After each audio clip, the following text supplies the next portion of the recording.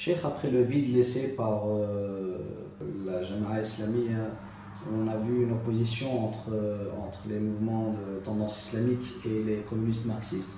Quelle était la position du MRU à cette époque-là? Le MRU, d'abord, est un mouvement clandestin, donc il ne se déclare pas. Mais il travaille ou bien sous la bannière, quand il doit signer un papier, sous la bannière d'étudiants musulmans indépendants, ou sous d'autres bannières qu'il va créer entre-temps. Et donc il intervient dans la scène culturelle et scientifique et des fois politique, à travers les instruments qu'il a su créer dans son parcours. Alors, pour pouvoir comprendre le rôle qu'il avait joué, il faut rappeler ces instruments-là. La première chose, c'était les murales.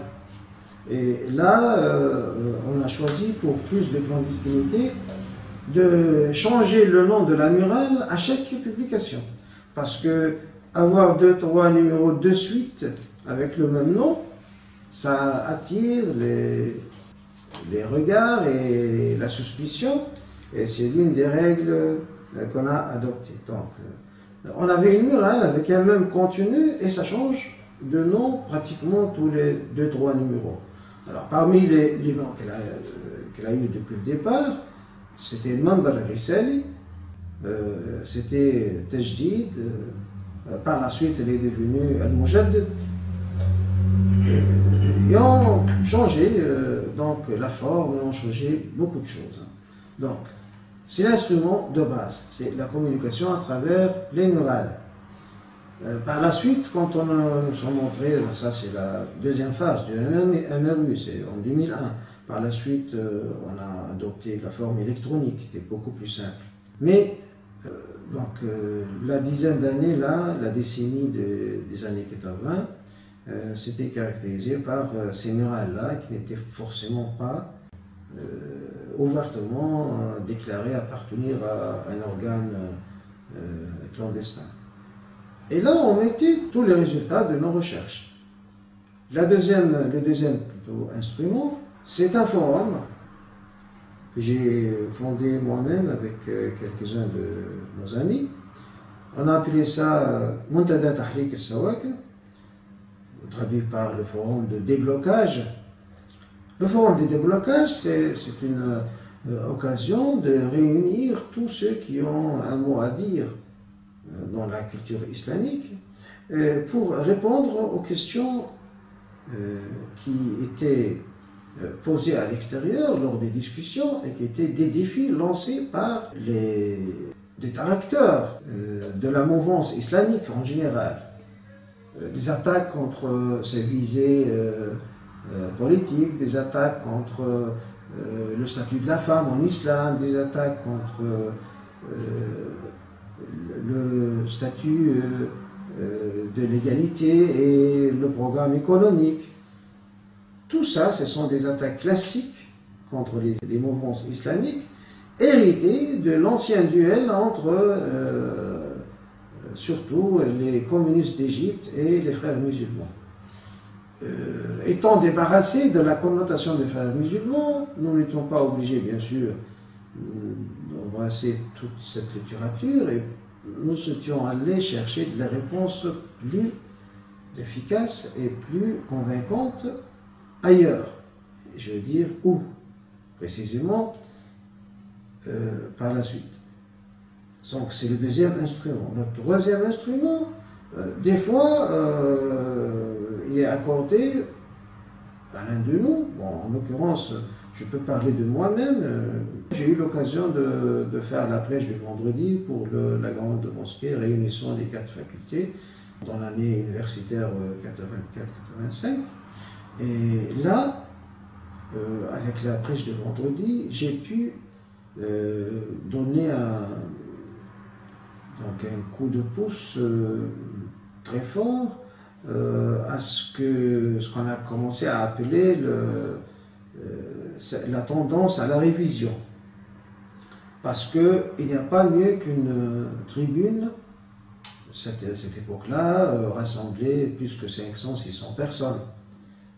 des gens venaient de toutes les facultés de la ville de Sfax et donc étaient même en dehors de la mosquée. Et j'ai fait une série de 13 prêches qui étaient le contenu réellement de 4 numéros de notre revue. Par la suite, c'était publié. À cette époque-là, on l'a appelé, je pense, Mujtahid Taqaddumi, peut-être, oui, je me rappelle, oui, c'est l'un des noms qu'on a donné ça, le Mujtahid Taqaddumi, c'est ça. C'est-à-dire le Mujtahid progressiste. Comme son nom l'indique, c'est un appel à la rénovation. Ce sont les instruments essentiels avant la création, par la suite, de la Services United Investment Company, c'était une société, elle s'appelait 4S au départ, par la suite on a changé le nom pour la transformer en une société anonyme, qui a essayé de répondre aux besoins incessants de communication surtout et d'organisation de séminaires et d'activités de formation. Et là, au sein, sous couvert de cette société, on a créé ce que, à cette époque-là, c'était appelé le Madrasa Tahdhiriya Zaytouni, c'est-à-dire l'école préparatoire zaytounienne. Son rôle, comme son nom l'indique, c'est de donner l'occasion à tous ceux qui veulent suivre un cursus zaytounien, donner l'occasion d'avoir ce cursus dans un cadre sain et loin des pressions policières, parce que ça se fait sous la forme d'un séminaire de formation.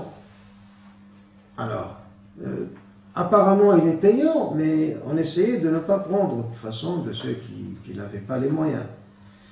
Et donc c'est l'idée qu'on a trouvée finalement pour ne pas faire un travail qui serait à la fois public et illégal. Donc on a voulu que ce soit public et légal à la fois. Voilà donc les principaux instruments. Et par la suite, quand on continue, le contenu là, tant que notre propre production culturelle était insuffisante, on faisait appel à la grande invasion culturelle à laquelle j'ai fait allusion autrefois, c'est-à-dire on choisissait les écrits qui étaient destinés à répondre aux questions des marxistes, notamment les écrits de Mohamed Baqir Sadr, les écrits de Murtada Mutahhari et bien sûr Ali Shariati. Donc, ce sont des écrits qui s'apparentent bien à l'invasion culturelle, mais réellement on a découvert petit à petit que ces écrits n'appartiennent pas au corpus scientifique défendu par l'institution chiite en place. Ce droit-là était, par la suite, on a commencé à voir ça petit à petit, et j'ai eu l'occasion par la suite de le confirmer, c'était des parenthèses, des petites parenthèses qu'on tolérait à peine. Par la suite, j'ai appris qu'on ne tolérait même pas. Il était persécuté. Alors, mais là, jusqu'à l'année 91, nous étions dans une illusion que c'était des parenthèses tolérées. Et on saisissait cette occasion donc pour utiliser cette littérature pour pouvoir répondre donc aux attaques. Entre autres, notre société, la suite, a publié 3 des ouvrages de ces auteurs-là.